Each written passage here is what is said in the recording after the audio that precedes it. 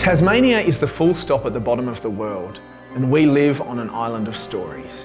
For years now, the Tamar Valley Writers Festival has celebrated our great thinkers, writers and readers, and now we're excited to share these insights globally.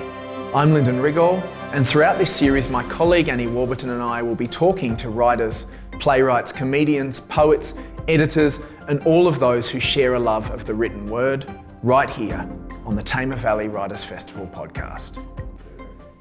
Caitlyn Richardson is an emerging writer from Lutruwita, Tasmania, whose theatre work has been produced locally in her home state, in Sydney, and adapted for ABC Radio National.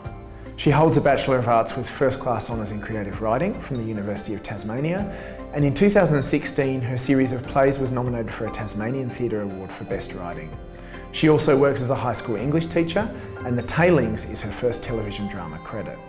The Tailings is an SBS short form series structured as 6 10-minute episodes, part mystery, part exploration of being an outsider in a small town, growing up and overcoming grief.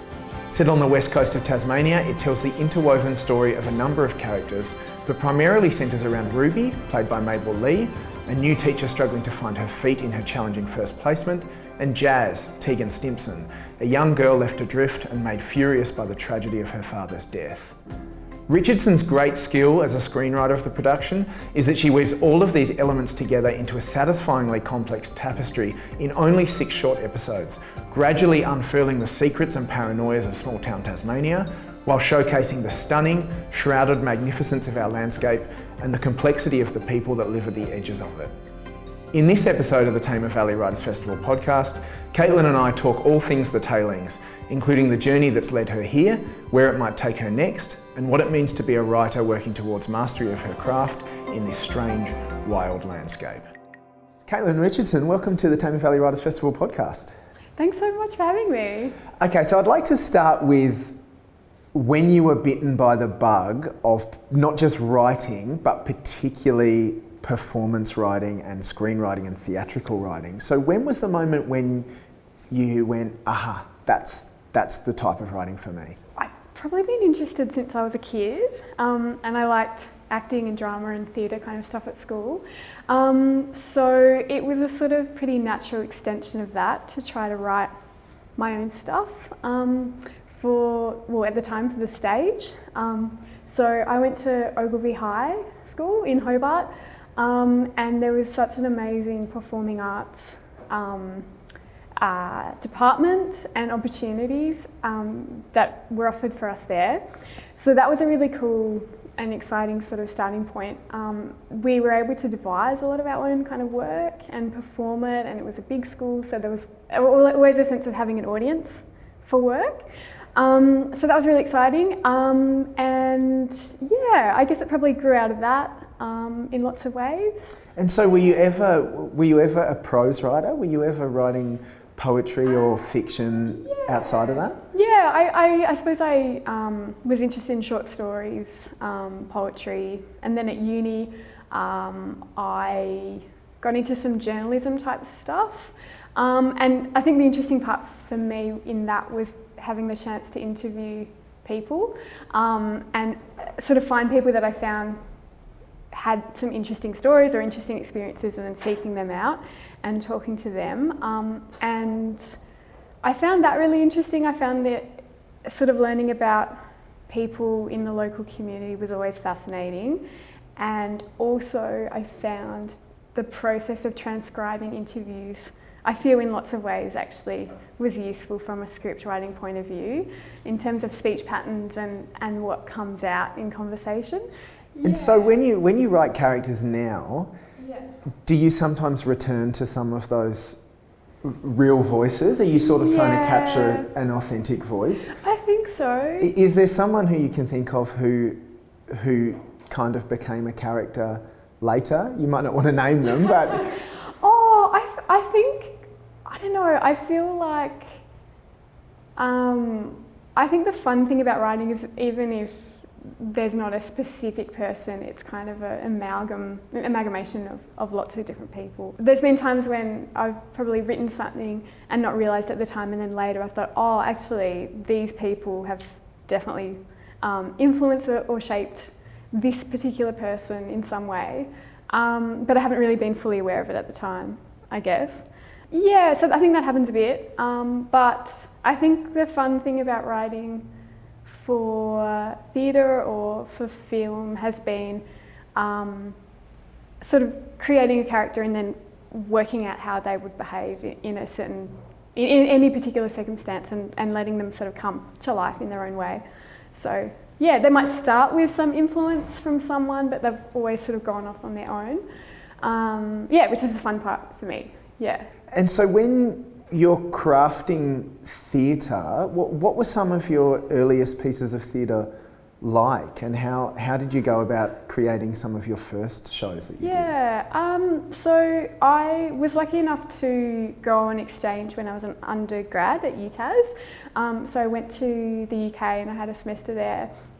And as part of that time, I did a little script writing course, which was really fun and was an interesting place to experiment with stuff. Also being a bit distant from here kind of gave it a sense of being able to try out some things.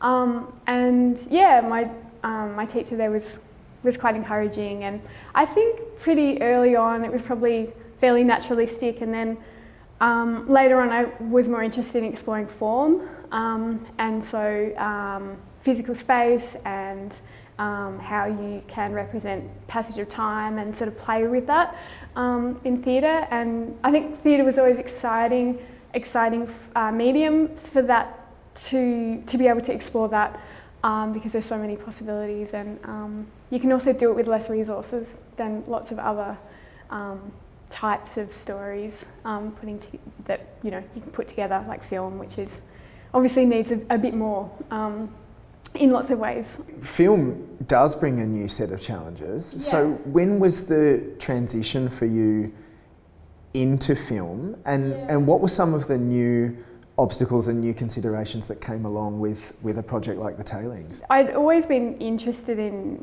film, and I think it was just trying to find the right way to go about it. Obviously you need more people to collaborate with. It's highly collaborative. Yeah, just working out the kind of pathways for that.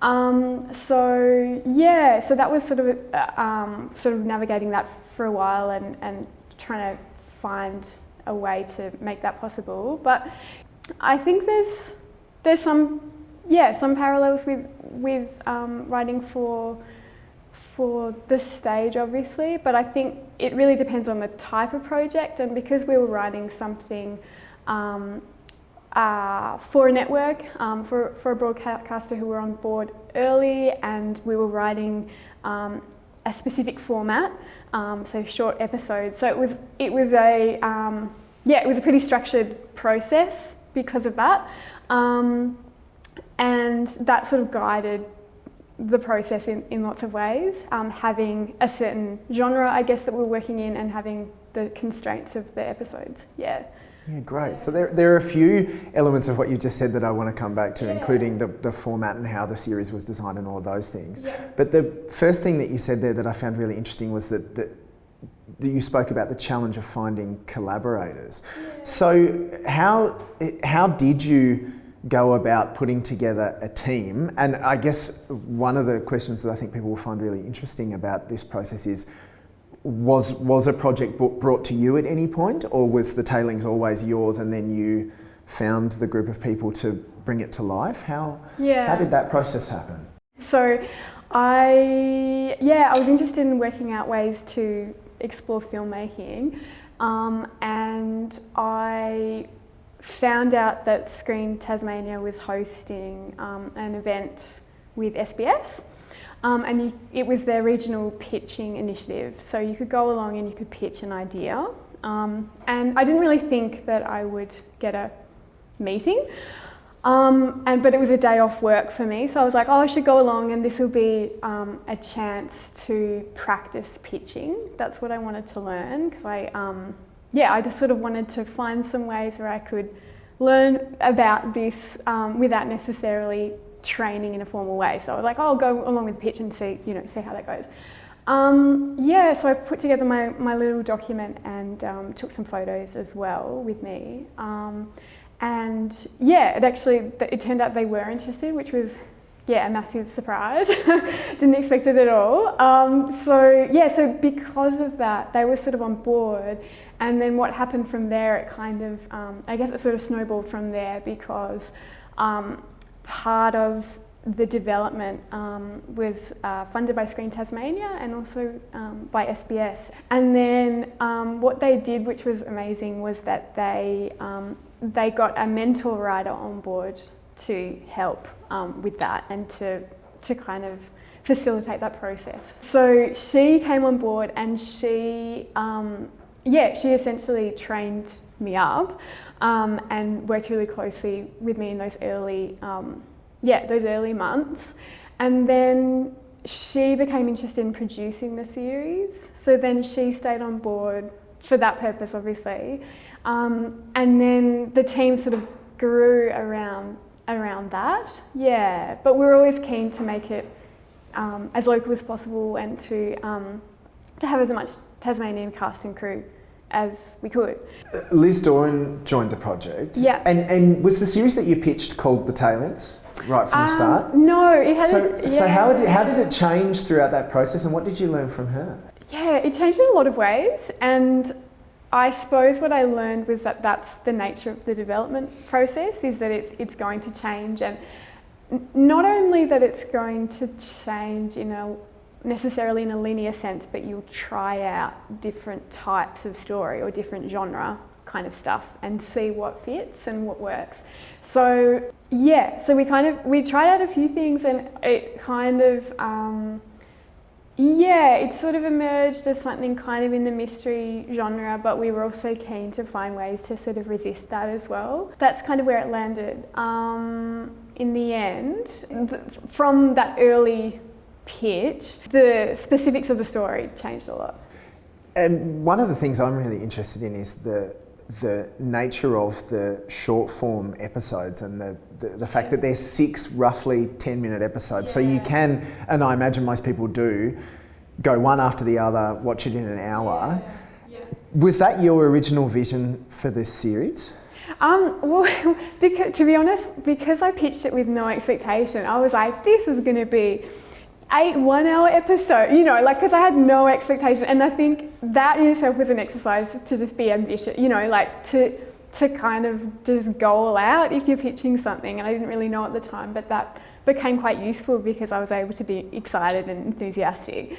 But yeah, obviously then realistically and logistically it becomes something shorter, and amazing of SBS to have this opportunity for emerging filmmakers to have a short form format where they offer a platform to people who are emerging. So that was sort of what we ended up fitting into for them. But in the beginning I was like, it's going to be huge, but obviously, it got scaled down, And a lot of people, I'm sure, would imagine that that's a gift to you, because it's like, oh, you just have to write 6 10-minute episodes, that's totally fine. Yeah. But given the complexity of what you wanted to do and the complexity of the characters that you wanted to explore, did you ever find that a frustrating limitation? And are there things that you wanted to include in the series that you just didn't have time for at the end of the day?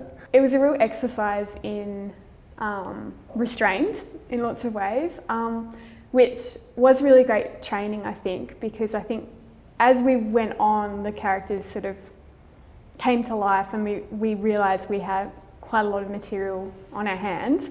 Yeah, working out how we could possibly fit it in became a real challenge. But it was kind of a fun challenge too, and I think I think the short form was kind of exciting to work with, and I think the nature of our main character, there's a kind of urgency and a kind of a sort of aggressiveness about how she goes about things, which worked well for that format because things had to move at pace. So I think it worked for the story that we wanted to tell. You mentioned too that there were elements of mystery. that you wanted to subscribe to, and there were some that you wanted to subvert or push back against. What were some of the, because there is an underlying mystery throughout the series, but what were some of the elements of mystery storytelling that you actually wanted to push against the boundaries of? I suppose I was sort of always interested in the kind of detective genre, I guess, but also fairly aware of it being not very attached to reality in lots of ways, and it becoming quite a comforting, it offering comforting solutions in lots of ways to really complex social, political issues. It offers really neat answers, I think, a lot of the time, in terms of finding an answer. So I think, in lots of ways we're trying to kind of resist that, but have a character who is really keen to pursue an investigation for that purpose and to find some answers for herself. Yeah, absolutely. And I think it's really interesting. Jazz is not your typical detective either. Yeah. And so how did you go about designing Jazz? And I know that Ruby's a really significant character too. So can you tell us a little bit about where you drew inspiration for those two characters from? Yeah, I think Jazz sort of took a few different forms early on, and then when we were sort of set on the idea of her doing a class project, but it being around investigating her dad's death, I think that kind of set off some kind of character stuff, and in lots of ways it was kind of just letting her go and just see what she would get up to.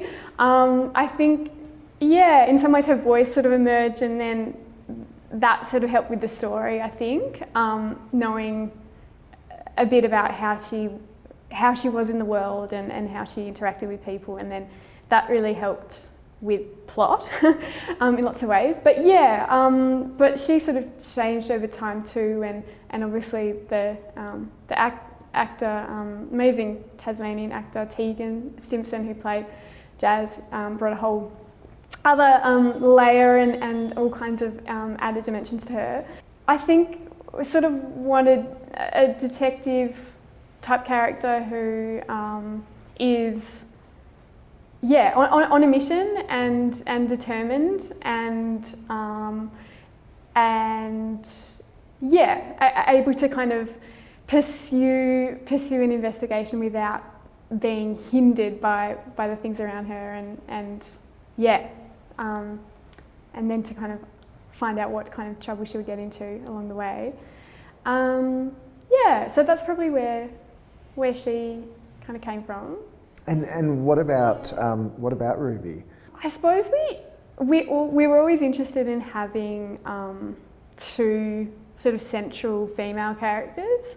So I think with Ruby, I guess in lots of ways, my family, a lot of teachers in my family, we discuss our sort of experiences teaching at different times, and I think particularly discussing experiences as a first year teacher, and I think the particular intensities of that experience and the way that you're observing your students, really wanting to understand them, but also finding that challenging. So that kind of came into it a fair bit. Interested in that kind of the confrontation of those two characters. Also the experience of someone coming into a town who's not from there, and in a new job and kind of working out what they're doing, and not really being that much older than the students themselves. So we're interested in exploring that. And one of the other really significant elements over all of this, I think, is the northwest of Tasmania. And the series is filmed in Queenstown, which really showcases an area of Tasmania that we don't necessarily often get to see on screen. What about the northwest of Tassie called to you as the setting for this as a place? Just always loved the place and the strong sense of community. I think that's forged from some of the physical isolation there. And I think interesting place for someone to come in as a newcomer as well, and I've experienced in my job as well, but in a different town in Tassie. So yeah, I think I was always interested from that perspective. And so you're a teacher yourself, Yeah. Perhaps not a teacher exactly like Ruby, who has some secrets and some challenges, but then all new teachers do. Yeah. How do you juggle writing and teaching, and do you find that the two feed each other at all? In lots of ways they do. I think, yeah, sometimes I find writing can be quite isolating, and it's obviously quite an introverted type of activity. So I think teaching is a nice contrast to that. It's very active and it's very people-centric and interactive, and so I think I really value that, and I really value what I learn from my students. So I think it does. Yeah, I think they do. I think they do kind of harmonise quite well. I think definitely the writing process for this series has helped me with my teaching, because like going through the process of drafting stuff and it, and then submitting it and people tearing it apart in lovely ways. But like being on the receiving end of that has made me more aware of how to go about handling feedback, I think, and that being about more about being a conversation and an ongoing thing rather than a one-off. So I think it's helped with teaching. Yeah. So yeah, it's a kind of a bit of a juggle, but it's interesting. Yeah. And how much did you let your students into that process as it was developing? Was that something that you kept very private and secret because you didn't know how it was going to go or where it was going to go, and you just wanted to hide it from them? Or did you kind of draw them into it and say, oh, big news today, guys, it's happening, I think it's moving forward? No, I kept it really separate. Like I think, I think being a teacher is sort of about recognising what your students need, and I didn't want to put that, make that a focus at all. But also, I guess the nature of developing a project, you never know when or if it will end. And it always seemed like, because it goes through stages, and sort of felt a lot of times that, this might be the last bit, and then, things will happen and we won't get further. So I think, sort of fairly low key about it. But yeah. And one of the other interesting things, just before we move on from your other life as a teacher, is that can be quite a demanding profession. Yeah. So how have you managed to squeeze in writing, and what's your sort of process? Do you write daily, or do you write in big chunks on a weekend? Where does writing time happen? So I've been teaching part-time for the last couple of years. Teaching is it takes up a lot of your life, as you would know. So yeah, I think just sort of fitting in bits where you can, and I think my strategy has always been to try to draw on your experiences and life, and to be able to find meaningful ways that things in your life around you can serve you in some creative way. So I guess sort of having that sort of spin on things. So I think that's helped. But last year it was sort of weekends and holidays, and it's sort of that little pockets of windows of time where I could, but I think that's the nature of writing. Like, you just have to do bits when you can. I think just also accepting that it's always going to be a bit of a weird juggle, I think, has been helpful as well. Okay, so I want to keep walking through this process. So you meet SBS. Yeah. They're interested. Yeah. Liz Doran comes on board as a mentor, Yeah. and Screen Tasmania, you're working with them and you're developing Yeah. the series. Then presumably SBS says yes, and it's happening. What happens for you then? Do you involve yourself in what's happening in Queenstown, or were you removed from that? Do you sort of have any hand in the performances and the casting and any of those things, or what happens for you from that point onwards? I guess it went through a few development stages before we got kind of green lit at the end of 2019. Yeah, so by that point I'd sort of had a couple of years of development while we were sort of doing other jobs and, you know, working and stuff. So it sort of fits and starts.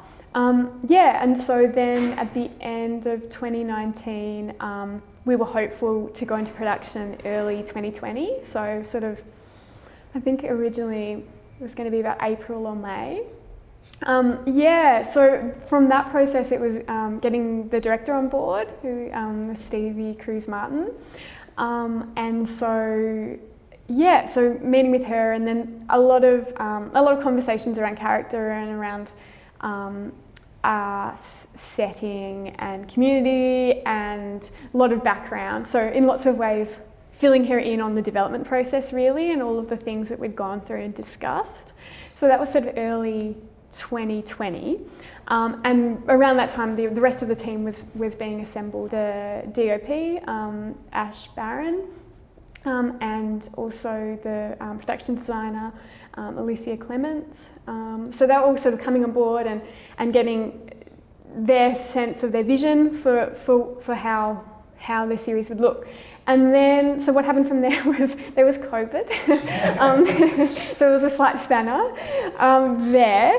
So what happened from there was that everything stopped, obviously, and in a way, it was kind of amazing from a writing point of view, because we then had a little window to work a bit more on the script. So we did some more work on the script from there actually, and then we were still sort of working out when or if we could shoot, which then came out. It sort of happened quite quickly, and suddenly we were able to in October. So we had a bit more time there. The team were really generous in allowing me to participate in a lot of the process in pre-production and in pre-production to an extent as well. So I was able to help with casting and ideas around locations and things like that, music and those types of things. I mean, I obviously was removed from that process in lots of ways, but they were generous enough for me to see and observe that process and to watch auditions, for instance, and stuff like that. Yeah, so that was really great. And then obviously sort of when we went into production, there were still tweaks around script and stuff, so still kind of involved in that sense. And it's obviously wonderful that you were involved in all of that stuff, but then I suppose there are also a number of decisions that are made beyond you. Yeah. Was there anything about the final series when you finally saw it all come together that surprised you or added something that you thought, I didn't realise that was in there until someone else highlighted it? Yeah, definitely. Yeah, and I think the learning experience for me was acknowledging how collaborative filmmaking is. It's really a team sport. So I feel like in lots of ways, I've written something on the page and then it's going to go into all these different hands and it's going to emerge as something, potentially quite different. But I think in lots of ways, I feel like everyone on the team was really thoughtful and really considerate and really generous in sharing the experience with me as well. And so, Stevie, who was the director, she was really, worked very closely with me and was really kind of, really considerate of what we were hoping to create. It's kind of exciting to see something you've written and then to have the director's vision applied and then the actor's interpretation too. And I feel like in lots of ways it's like something that feels very familiar but strange at the same time, because it's something you know quite innately by that point, but then it's full of surprises as well. So yeah, it's fun. Yeah. Caitlyn, once upon a time, if someone wanted to work in film or television in Tasmania, they pretty quickly tried to get to the mainland as soon as possible in order to have those opportunities. Yeah. Do you think that that's changed? And what is the state of the film and television industry in Tasmania at the moment, would you say? I think it's really exciting. I think that the filmmaking community is really generous, really lovely bunch of people, and there's many amazing people here doing fantastic work. So I think that will only grow, which is really exciting. There's much more ways that people can create work now, I think, and to do it remotely, and probably, if anything, COVID has shown us all that there's lots of ways to collaborate remotely, but also create stuff without necessarily having to be in one of the big cities. So I think that's really cool as well. But I think also, I think it, in some ways, well, in lots of ways, it's probably easier to be excited about projects when it's something you know and care about yourself personally. Obviously, you have to have that personal connection. So if that means making something in Tassie, then I think that will only deepen and enrich like the work that people are making. And have you had any response kind of more broadly to the Tailings? Is it reaching audiences kind of beyond the local community into broader Australia, or is there any access to it globally, do you know? It will be available in the US via a streaming service there, called Topic. So that, I'm not sure if that's happened yet, but that's sort of on the cards. But yeah, I think it's been nice to talk to locals about it. I'm not sure, further afield, but I think my main hope was that locals would enjoy or resonate with it or could connect with it. So that was sort of the main hope for it. Yeah. And of course, it would be remiss of me not to ask you what's next for you. Is there anything else on the agenda? Is there anything in development, or? Again, things that are set here. Yeah, a few things, but early days. Yeah. Are you drifting back towards theatre, or are you looking at another screen opportunity? Still interested in some film. I think I'm sort of going into it with a different perspective this time, and hoping to sort of draw on what I've learned in these new things. But still really love theatre, and I'd be keen to get back into that as well. Fantastic. Well, whatever's coming next, we really look forward to it. Congratulations on the Tailings, and thanks so much for joining us on the Tamar Valley Writers Festival podcast. Lyndon, cheers. The Tamar Valley Writers Festival podcast series is sponsored by Events Tasmania, M Visuals, and the award-winning Turner Steelhouse Distillery at Grindelwald, home of Three Cuts Gin, the perfect accompaniment to a night of reading. For more information on any books mentioned in this program, please visit Petrarch's, Launceston's major bookshop and a wonderful supporter of the Tamar Valley Writers Festival.